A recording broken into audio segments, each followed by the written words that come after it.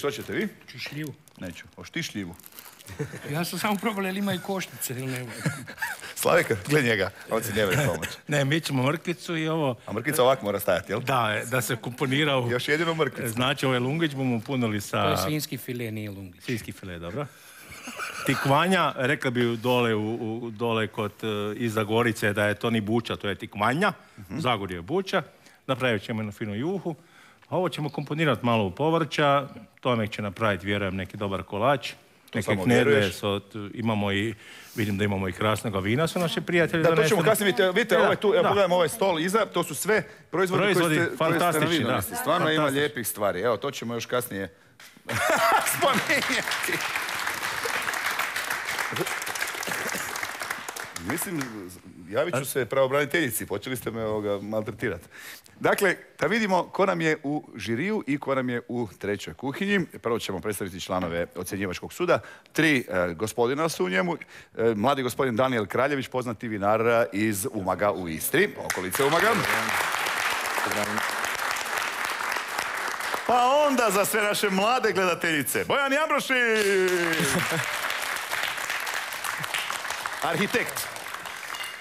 I Zlatko Gal, naravno predsjednik žirija i ovoga puta za sve gledatelje i stare i mlade i one između.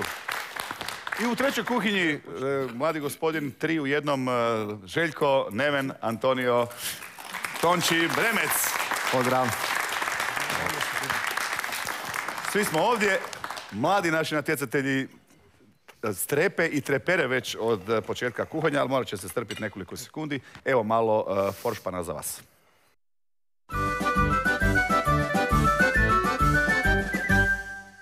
Pa ja ću to s njim sa zadovoljstvom napraviti. Ma ne mrte. Majstori, je li sve u redu? Evo, baš se lipo družimo.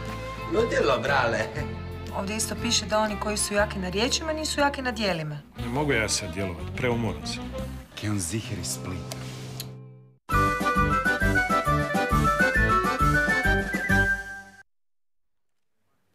Grožđe i svinjski file, neki bi to bogohulno rekli lungić, glavni su sastojci onoga što ćemo kuhati od sada. Idemo, ajde, neka krene i naša današnja natjecateljska kuhinja sa možda najmlađim sudionicima. Evo, ne sjećam se, bilo je mladih, ali ne znam da smo imali nekoga sa 17 godina. Koliko imaš, 17 godina, je li tako? Ja imam 19. A, ti imaš 17 godina, dobro.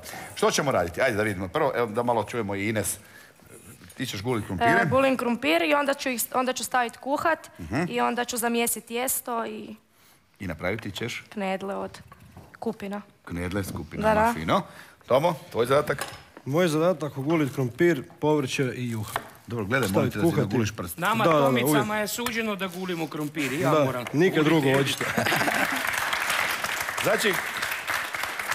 Znači, glavna šefica ipak nam je Dijana, odnosno ravnatelj koji je tamo u publici.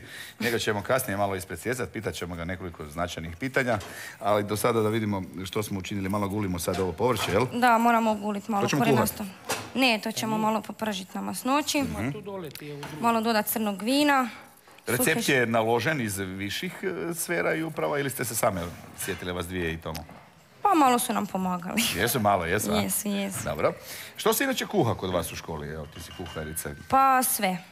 Jel? Na kojoj ste sad fazi? Što se uči? Pa sad više, kaj nam je dobro, to si služimo i tako. Jel? Tako se zove predmet. Kaj nam je dobro, to si služimo. Odličan predmet, to bi ja volio ići u školu.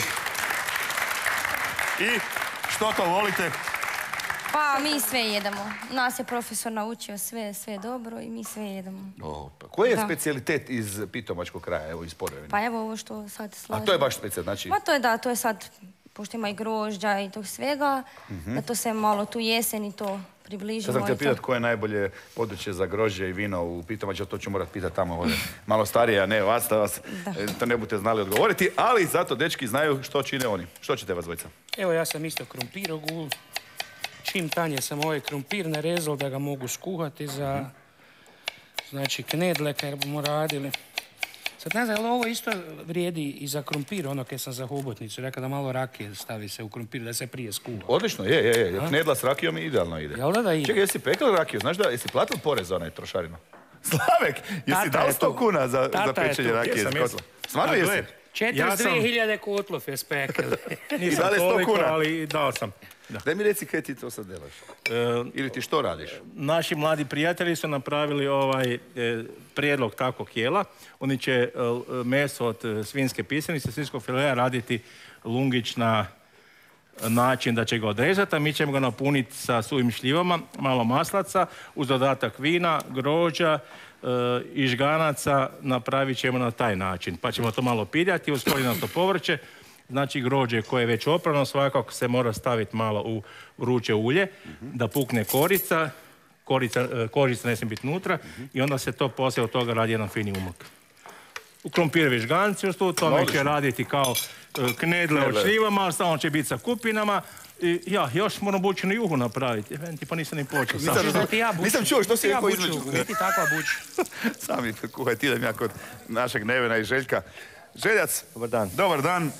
Ovo je domaća kamenica, je li tako? Domaća. Ova je viška, ta je ona koja se... To je 25. To je 25. 13. prase. Limski kanal, Ston, od kuda su? Limski kanal.